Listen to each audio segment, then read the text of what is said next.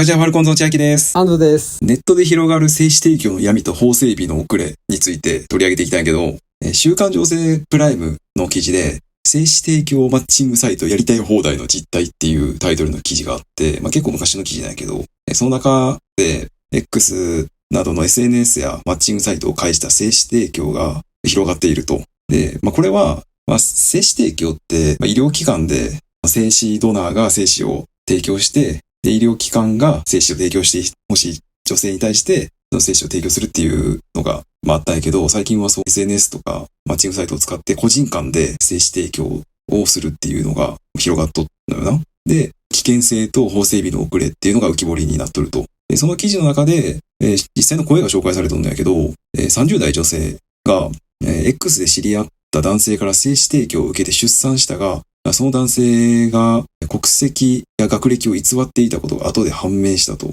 で、女性が悪質なドナーを規制する法律が必要だと訴えていると。で、当の男性からすると騙すつもりはなかったけど、個人情報を明かしたくなかったと釈明しとると。で、実際にネット上で、特に X で検索してみると、精子提供のドナーを名乗るアカウントっていうのが多数存在しとって、で、自分自身の容姿とか学歴、さらには精子の質まで競うようにアピールしとんのよな。で、提供の方法としては、性行為を行わないシリンジ法と、性行為を伴うタイミング法を選べることが多いと。で、その提供を受けるのは不妊に悩む夫婦のほか、性的少数派、マイノリティや、未婚の選択的シングルマザーも多いと。これには、いろんな側面から問題があるって言われとって、法的な側面で言うと、親子関係の不明瞭さってことで、弁護士によると、精子提供による親子関係が現行の日本の民法では想定されてなくて、将来的に子供が提供者に対して情報開示や認知請求を行った場合、扶養義務や相続権が発生する可能性があるとか、あと医学的に言うと、感染症とか遺伝疾患のリスクがあるって言われとって、個人間の提供、精子の提供やと、ドナーの感染症や遺伝疾患に関する十分な検査が行われていないので、感染リスクが払拭できないと。こういう問題に対して、厚生労働省は特に見解などはないとしとんだよな。だから、法整備が進んどるか、進んでないかもよくわからん状態。無法地帯で、逆にこういう法整備が整ってないからこそ、精子提供という名の元の、やりたい放題な実態が横行しとるって感じやな。で、実際に検索とかしてみると、精子提供のマッチングサイトみたいなのが何個かあって、で、その一つが、ベイビーパートナーズっていう名前のサイトがあったんやけど、サイト上では、全国の赤ちゃんを望む女性の方をサポートしています。結婚する気はないものの子供を望む方、男性不妊のご夫婦、あとはレズビアンのカップルとかの悩みをサポートするとして、精子提供のマッチングサービスを提供しておると。で、ただこのサイト、マッチングアプリみたいな感じになっとって、男性の精子提供者の顔とか、経歴とか学歴とか、そういうのを見て、女性がで選ぶみたいな流れになっとんだけど、今登録の会員数が1000人以上おるみたいなんやけど、有料なんよ。で、女性が月額1000円で、男性が月額3000円ってなっとんのよ。男性の方が高い。男性の方が高い。確かに。女性を助けるために男性がボランティアでさ、お金もらっとるかもしれんけど、女性を助けたいっていう名のもとにやっとるはずやのに、善意でやっとるはずの男性の方が金取られるんよな、女性よりも。それ不思議やんの。いや、おかしいな。なんでそうなっとるかっていうのも、後々説明するんやけど、まず、さっき言った精子提供の方法やんな。一つ目がシリンジ法ってやつで、先端がシリコンでできた注射器を使用して精子をスポイトのように吸い上げて、膣内に注入する方法。で、針のない注射器みたいなんで、検尿みたいな感じで精子を容器から吸い上げて、で、その注射器みたいなのを差し込んで精子を入れると。性交渉が伴わんから、そういうのに抵抗がある人は、そのシリンジ法を選ぶみたいやな。で、これがシリンジのキットっていうのが売っとって、1回分が600円ぐらいで売られとったの。ああ、そうなんや。そんなに高くない。で、もう一個タイミング法ってやつで、これはわかりやすいんやけど、排卵のタイミングに合わせて、自然に性行為によって精子提供を行う方法。要は、危険日にセックスするってことやんな。簡単に言うと。だから、精子提供とは言っとるけど、要はセックスをするっていう。でこの、別のサイトだったんやけど、マッチングアプリみたいな感じのサイトになっとって、男性のプロフィールとかが見れたから見たんやけど、自分自身の学歴とかさ、経歴とか、容姿、自分の顔がいかにいいかとかっていうアピールしとって、その精子の質みたいなのも書いてあったんやけど、精子の品質 A とか B とか C とかの。こと細かに書かれてあったよな。一応 WHO の基準みたいなのがあるらしくて、精子の精液の量とか、濃度とか。はいはい。だからそれに基づいて、精子の品質 A から E までを定めとるんやってよ。書いてあったな。自分の精子が A ランクです、B ランクです。で、なんでマッチングサイトなるものが存在しとって、で、なおかつ男女ともに有料で、しかも男の方が高いかっていうことなんやけど、要は、妊活女性を応援するっていう大義名分のもとに、仲出しセックスがしたいだけなの、男が。まあ、そうやろな。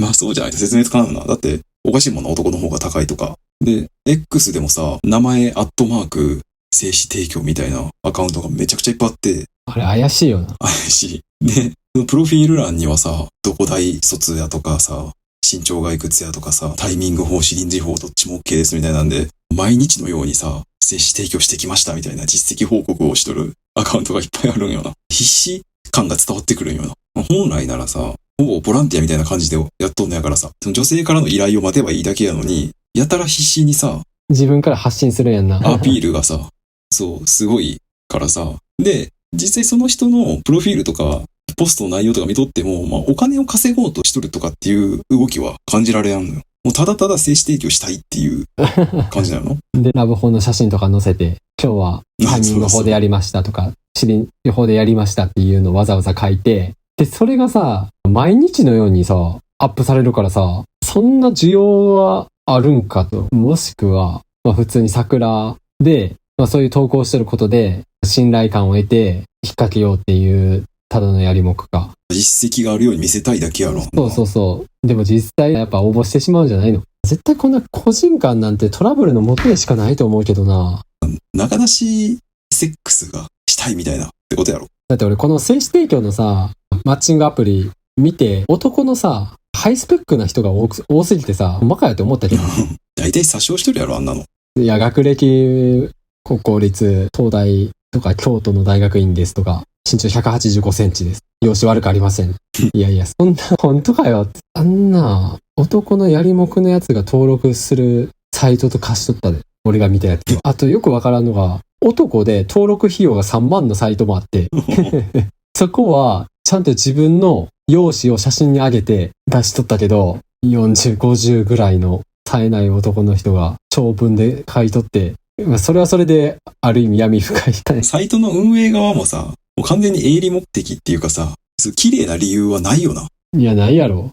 社会貢献みたいなのは特になんか考えてなさそうやんな、こんなの。精子提供する方もする方やけどさ、依頼しとる人も学歴とか容姿とか、そういうのばっか見て、なんか子供を産みたいっていう人多いんやなと思って、全く知らん人でも。旦那が無精子症とかそういうことやんな。子供ができやん。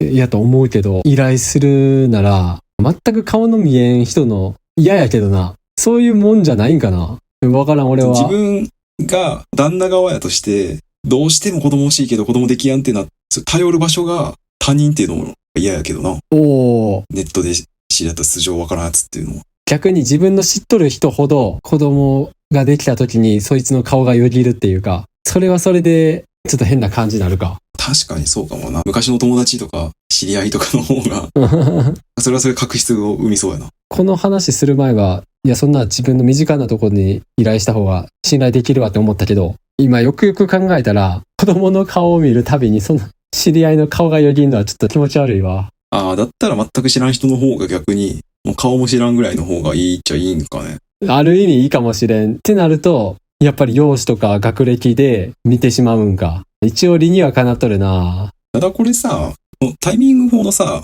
精子提供のセックスってさ、どういう感じなんやろうな。要は、仲出しっていうか、精子がもらえればいいだけやから、女は、その下だけ脱いで、で、男は自分でしこって、もう出る瞬間だけ、チンコ入れて、終わりとか。俺もレビューっていうか体験談見たけど、ってやっとる人もおるらしいよ。それこそ、挿入時間10秒で。入れとる時間は10秒だけとか。うん、そうそうそう。本来そうすべきやんな、でも。いや、本来だってそこに不要やからだ、それ以外の行為は。そのペッティングとかな、キスとか。キスとか、うん。いらんわな、手間とか。うん、でもいらん。全部いらん。も挿入も本当はもう、先っぽだけ。一月ぐらいでいいレベルだね。そうそうそうそう。いやだって本来そういうもんやからな。ただ、俺が見とった精子提供者のブログは、相手の意向に合わせて対応しますってやつやって、その10秒で終わる時もあれば、もう普通にがっつりやります。がっつり。がっつりって言っとった。旦那の許可を得てます。それはただのセフレやんな。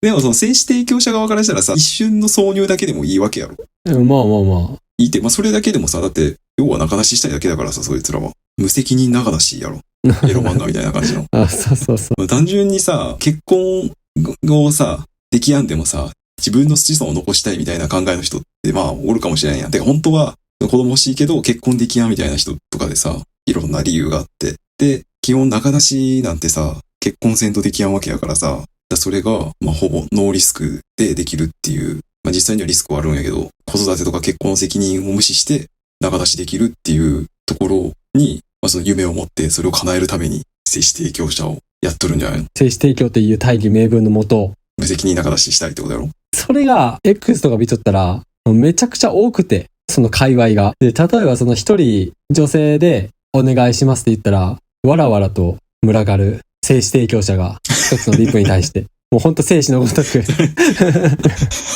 お前らが。逆じゃないとあかんやんな。いや、本来な。なのに、今のこの界隈の傾向として、群がるっていうのが、本末転倒っていうか、何やっとるんやろ、こいつらっていう。精子提供者募集してますっていうポストに対しても、すごい勢いで精子提供者が湧いてくるってことやろ。おかしいやんな。本来の目的からは、なんかずれとるなって思ったわ。倫理的にどうかとは思うけどさ、こういう形で妊娠して、まあ喜んどる人っていうのも、まあ中にはおるわけやん、一応。あくまで個人の範疇で行う分では、まあこういう形も一種のあり方なんかなっていう。それで妊娠して女性が喜んどんのやったら、まあ男側も仮にただただ性欲で精子提供者やっとったとしても、性欲やったかもしれんけど、まあ、結果的には、希望を満たせとるっていう目的を果たせとるから、満たしとる。まあそれはそれで。成り立っとるというか、誰も不幸にはなってないのか。でもやっぱリスクはあるみたいでさ、個人間の精子提供って。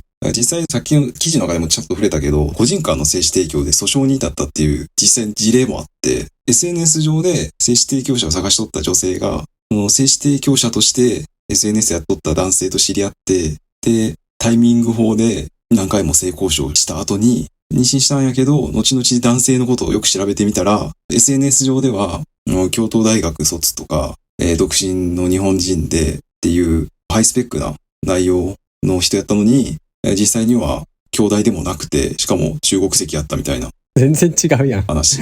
すごい話なんやけど。確かに。でも全然あり得る話やんな、それ。結婚しとって、で、一人は子供おったんやけど、二人目が欲しいってなった時に子供ができやんくて、で、一人目と差をつけたくないからって言って、タイミング法を選んで、もう10何回と性交渉した後にやっと妊娠して、その妊娠が発覚した後も、なぜか二人の性交渉が継続しとったらしくて。まあそれもただのセフレやけどな。でもそしたら急に男側から態度が横暴になったとか、口調が荒くなったりして、で、探偵に依頼したら中国籍やったみたいな話。で、損害賠償として3億3200万円請求しとるっていう、東京地裁で訴訟を起こしたって。まあ判決は出てないっぽいんやけど。そうなんや。これ注目されたみたいな、その初めての事例やから、個人間の精子提供。女性も女性やと思うけどな。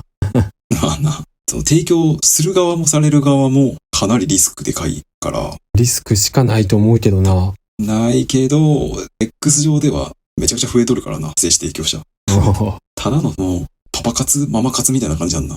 いや、ほんとそうやで。まあ、いろんな形があるよな、こういう生産業っていうか。いや、なんかよく考えるよな。次から次へと。でもタイミング法で精子提供しましたっていう人の写真はさ、ラブホやけど、シリンジ法で提供しましたって人はカフェの写真撮っとんのよな。カフェ。それってどういうこと？カフェでしこっとるってこと？いや、そうなんじゃないかなと思ったんよ、俺は。カフェのトイレで精子取って。家でしこったやつを持ってきて、そこで渡しとるんじゃないの？いや、でも、このシリンジ法のキットは精子を保存できやんらしいから。あ、そうなんや。精子出して10分ぐらい待って、サラサラになってきたところを注入するみたいなことを、そういう使い方らしいから。じゃあ絶対、その場でやらんと無理じゃない？男が精子出して、それをその場で女性に渡して、女性がまたトイレ入って、注入しとるとか、そういうことなのかなと思ったけど。カフェでするなよな。とか、まあ、ネカフェでやったりもするらしいよ。なんかリアルやな。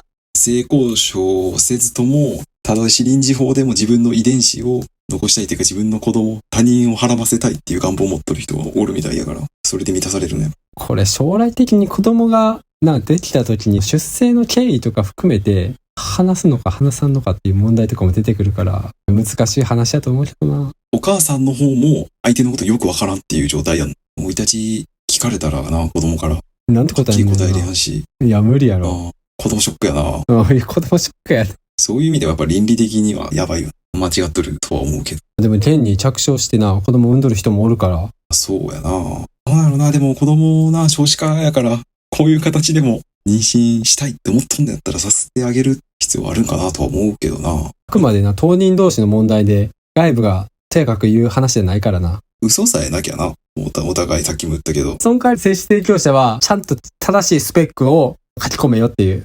で、ちゃんと自分の写真で、女の人が、本当にこの人の精子がいいって言って、同意の上で提供しろよっていう。でも、そしたらさ、これって一種の一夫多妻制と一緒やんな。だから、少数のハイスペ男子に集中するような人気が、より。だから、知らず知らずのうちに、兄弟になるこの場合は、親戚が身近なところで知らず知らずに来た可能性もあるで。マジで嘘なしやったらでも他の弱者男性介入する余地ないよな。もう淘汰されるよ。弱者男性のうちは。淘汰されるし、そんなさ、本当に性欲だけでやるの難しいよな、もう。いや、無理無理。そこにスペック伴ってないとできんわけやからな。だから弱者男性にも厳しい世の中。そうやな。もう仕組み的にもうな、希望ないよな。ないない。厳しい。ちゃんとな、責任を持ってやってほしいなとは思うけど。でもやらん方がいいとは思うけどな。ネットで知り合った素性わからんやつと。いや、それはそう。本当に。精子を提供してもらってその子供を産むなんてのはちょっとリスクでかすぎるわ。今の日本では特に。そんな感じで今回はネットで広がる精子提供の闇と法整備の遅れについて取り上げました。ありがとうございます。はい。このチャンネルではこんな感じで普段気になった出来事やニュースを雑談形式で配信しています。どのチャンネルかわからなく前にチャンネル登録とまた高評価の方お願いします。あと個人的に蒸されたいっていうブログを運営してて週に1回更新してるので読んでくれたら嬉しいです。